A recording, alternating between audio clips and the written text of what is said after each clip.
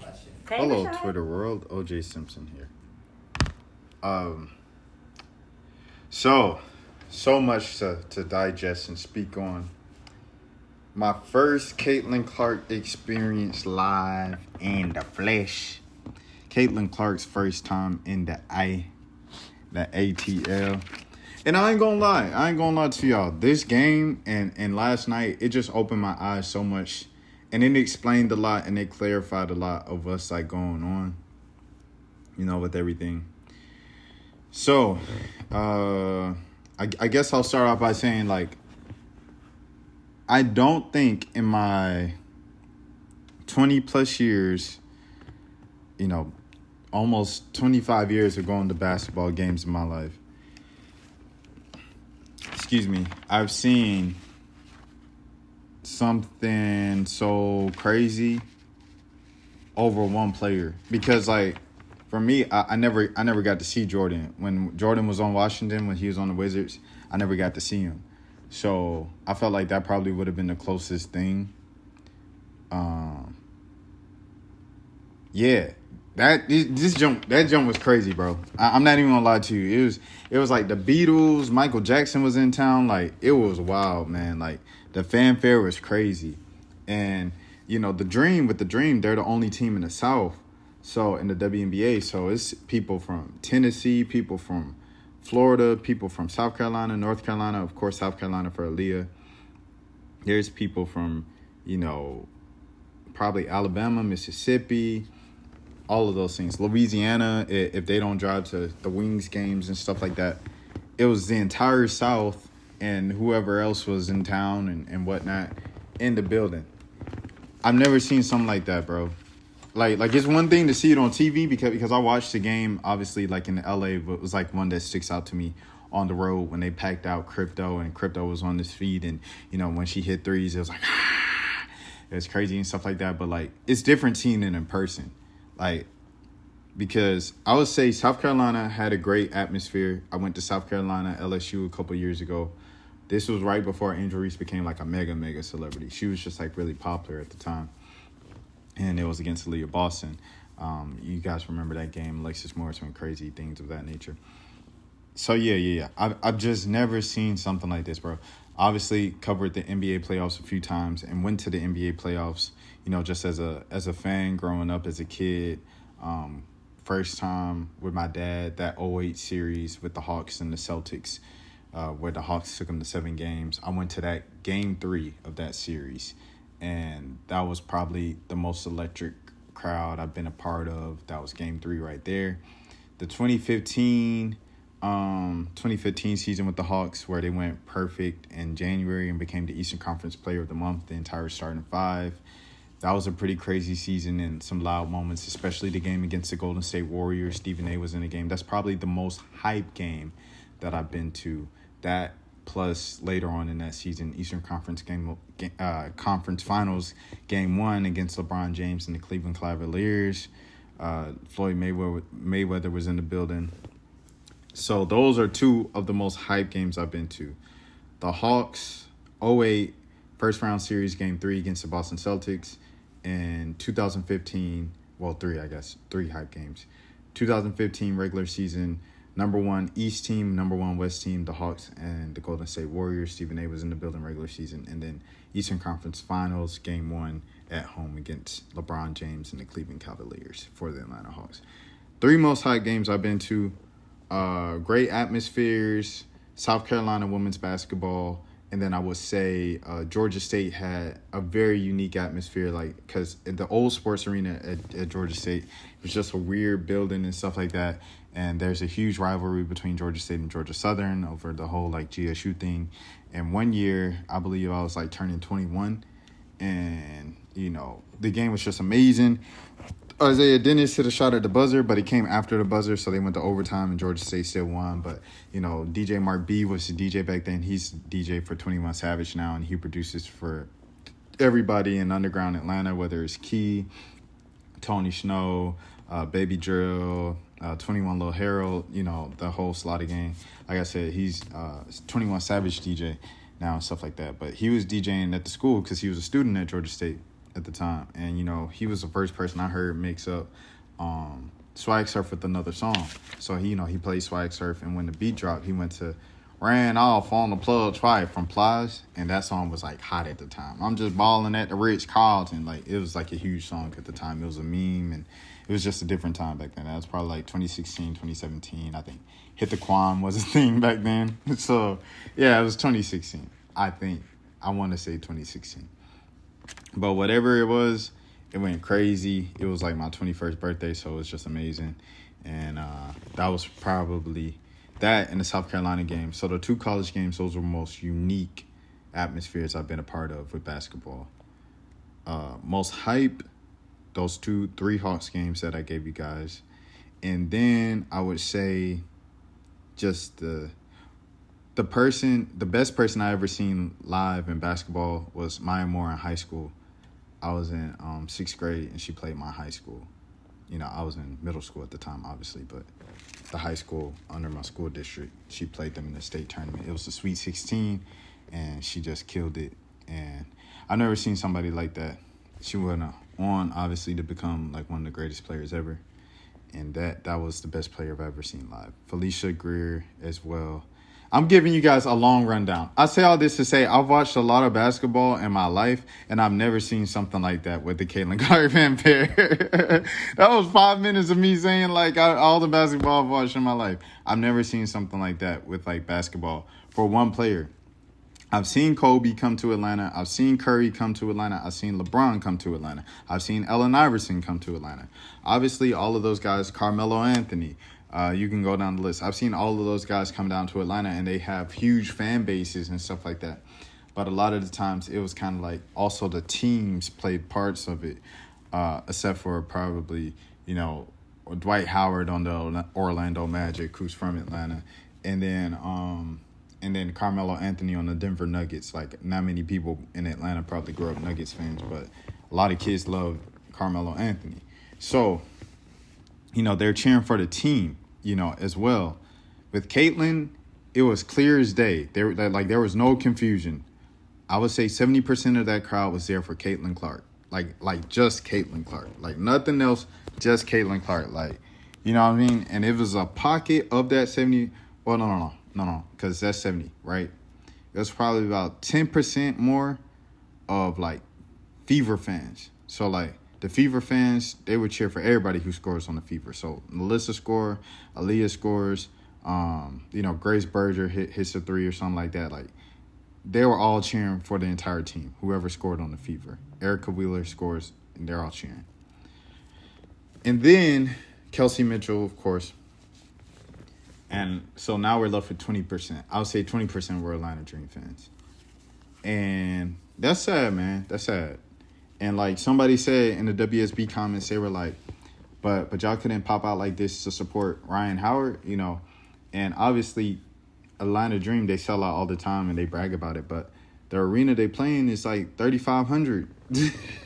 You know what I mean? Like, it's like high school size.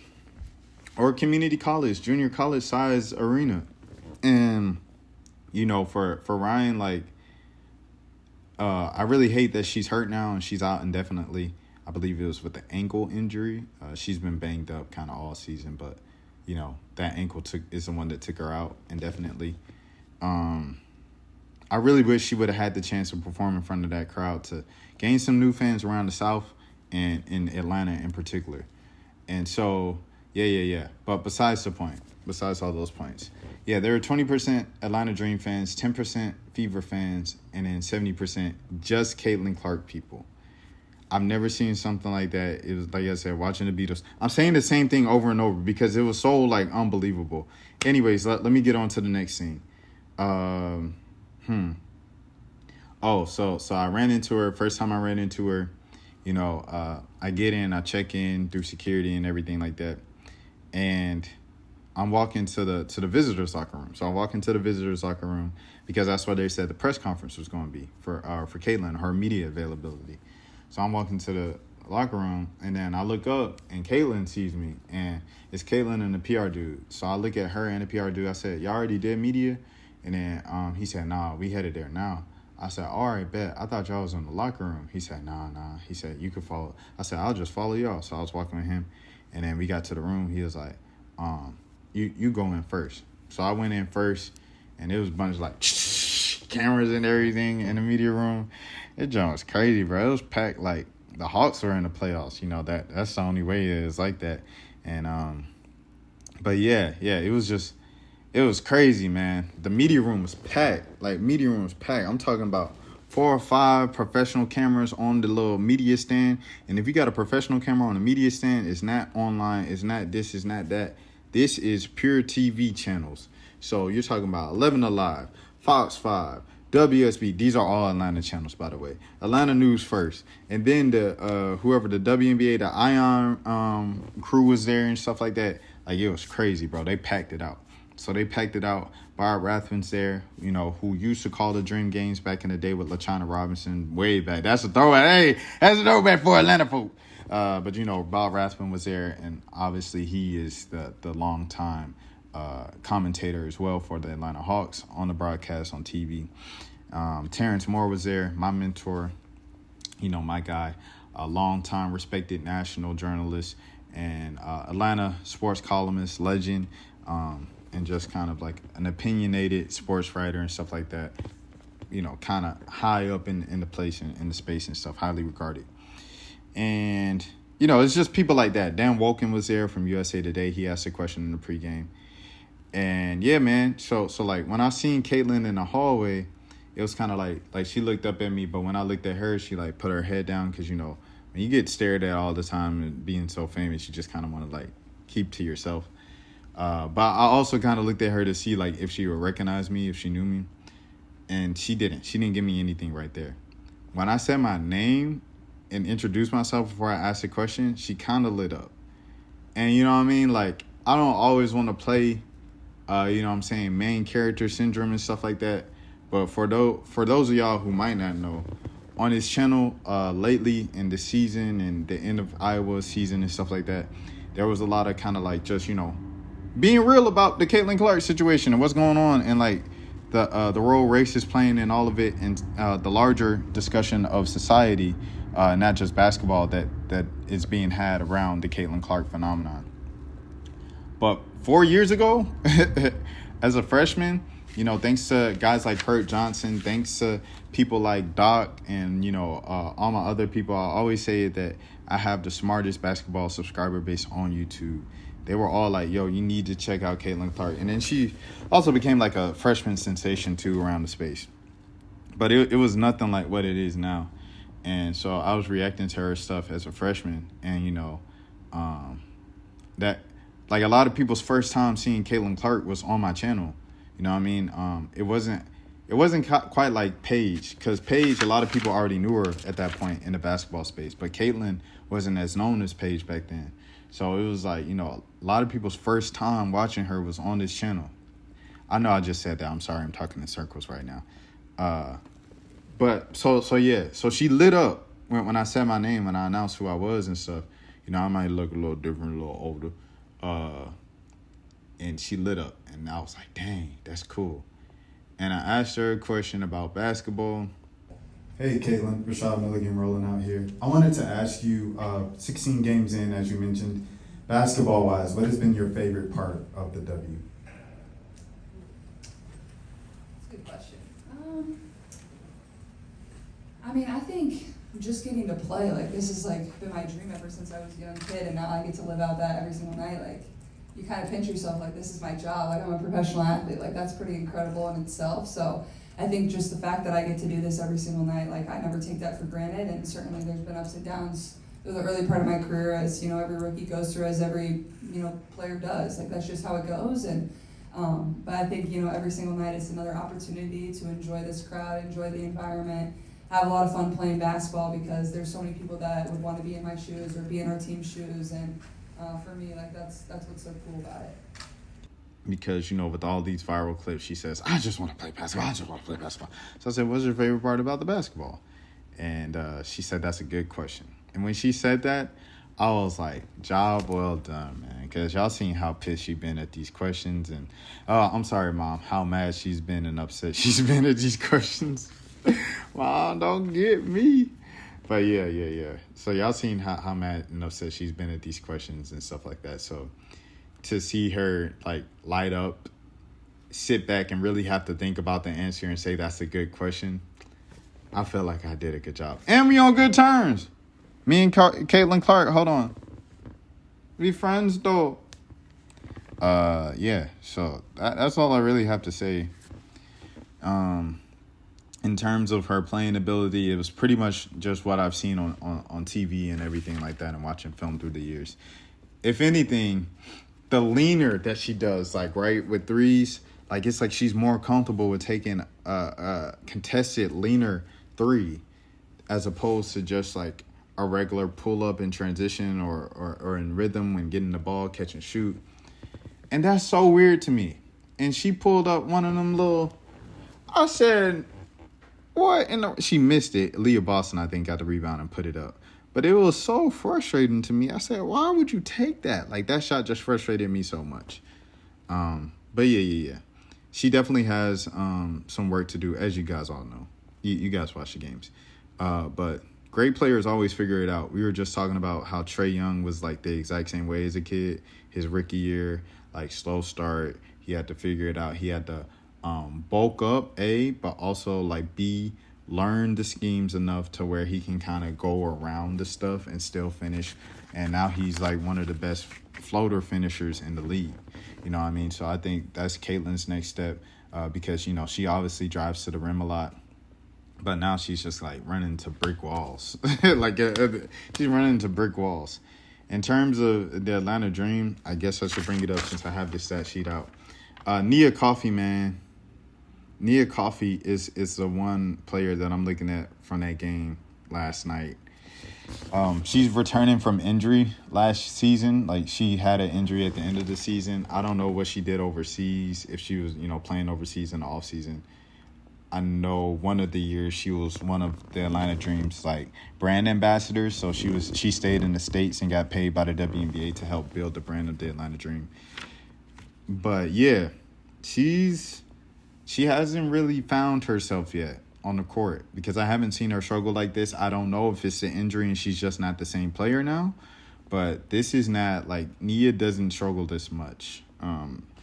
She had 0 points in 24 minutes, man. Only 3 field goal attempts and 3 assists, 1 personal foul, 1 turnover, 0 block shots. Like, that's not Nia Coffey. She's been blocking a lot of shots last year. She was in the passing lane, a quality, dependable wing that you can depend, where you swing it out to her, she's going to hit the 3. That's just not happening this season. And so Nia's got to step it up for sure. Tina Charles was doing what she could do. But at the end of the day, OG, you got to get in there with the big boy. You got to keep banging. You know what I'm saying? Tina will bang, and then she'll go out on the perimeter or whatever. We get your offensive game. You're one of the top 5 scorers of all time, but you're also one of the top 5 rebounders of all time. And in that moment when Cheyenne Parker-Tice is only playing 10 minutes, you got to get down there. Naz Tillman can't be down there by herself all game. What else do I want to say? What else do I want to say about that? Yeah, it was crazy.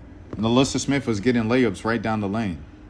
The Dream were down by 20 most of the night. That's unacceptable to the Indiana Fever. That's unacceptable. Ryan, no Ryan. Canada, no Canada. That's unacceptable. That's crazy, bro. You should never get down by 20, especially at home to the Indiana Fever. It's crazy, bro. The Dream have to get it together. I'm glad they had that come to Jesus press conference in front of us so the world could see, like, just kind of how frustrated everybody is. I think it's important for everybody to see that and not just act like, oh, it's one game, we got it. Like, nah, bro, like, this is a problem. Like, this has been happening for a while now, and the team is now 2 games under 500. No, and this was a team I expected to be a top 4 team in the league. So I was wrong. But like Nas was saying, the talent on paper was there. But the production from those same players that you look at on paper before the season, you say, oh, she's good. It ain't coming through. It ain't working. 911, hello? Who else we got? Haley Jones. I do appreciate Haley. Haley does need a more consistent jumper for sure, because she has to grow offensively. Like, she has to. Like, it's no other choice, Haley. Like, you have to grow offensively because it's literally 4-on-5 on offense right now. Every time you're on the court, it's 4-on-5 on offense. But, you know, she did play better than she has been in kind of recent games and stuff like that in most of this season last night. She still finished with 12 points, 5 assists. You know, always been a good distributor, kind of good controller of the offense. Crystal Dangerfield, 0 points, right? 0 points, 11 minutes. If I'm not mistaken, I think that's what the Dream traded away their first rounder for this year in 2025. I might be wrong, but they did trade their pick to the Dallas Wings. That might have been a part of another trade. I got to look it up, the details, to see where it came from. If it came from the Crystal Dangerfield trade, Crystal Dangerfield, you might be in the way of the Dream getting Paige Bakers this year, or AZ Fudd, or homegirl from Kansas State. You might be in the way of that. You know what I mean? So she has to play way better. People are always crying about Atlanta needs a point guard. The only point guard on the roster right now, Crystal Dangerfield, if you want to take away Haley and say she's not a point guard, it's Crystal Dangerfield. She not doing nothing, man. You got to do more than that. That's ridiculous, bro. And yeah, that's it. That's all I had to say, man. The Dream have a lot to work on. It looks like the Indiana Fever on the flip end of things. They're figuring it out. They're getting some more chemistry, good ball movement. It looks like the team likes each other. And, you know, that's something that I was talking about with Mark Schneider a couple weeks, or Mark Schindler, a couple weeks ago on this channel.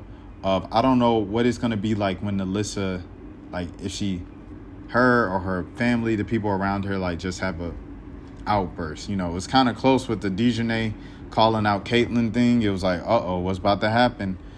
But it looks like they vibing, man. They're vibing. They're cool. I don't think you have to be best friends with somebody just to work with them or work well with them. It's a key word there. You just have to kind of tolerate each other for real and get the job done. But it looks like the team likes each other. It looks like the team chemistry is building. Of course, healing heals everything. So winning is just making them smile and stuff like that. And it looks like the Fever are turning the page and becoming more of the team that I think we expected of them. But what do you expect when you face the Connecticut Sun, the Las Vegas Aces, and the New York Liberty as your first 3 games, and then you play like 13 games in 13 days so the WNBA can milk the cash cow that is Caitlin Clark? Yeah. I will also say that crowd, the Caitlin Clark crowd, is not the typical like these are like kind of like outside people coming for Caitlin and Caitlin only. Like, that's it. They don't care about, I ain't gonna lie to you, the W. They don't care about this. They don't care about, like, a lot of them folks. You know what I'm saying? I don't want to throw everybody in the boat, but from what I seen last night, and it explains a lot of the comments and it clarifies a lot of the stuff. Like, they don't have nothing to do with nothing, bro. They just there for 22. That's it. But, you know, I think it's sustainable what she's doing, because, like, it's just a phenomenon, bro. Like, people going to keep coming out, bro. So, I mean, especially, like, because she didn't play bad last night. She didn't play exceptional, but she didn't play poorly at all. She had a pretty decent game, good game. So, that's it. Those are my takes. That is my Caitlin Clark experience. Let me know if you have any more questions in the comments. Oh, yeah. Hold on. Let me address some of the comments I got, because I had some questions in the comments asking me about other stuff. But someone was like, did any other players have, like one-offs with the media? And, yeah, before the game, it was the who was it?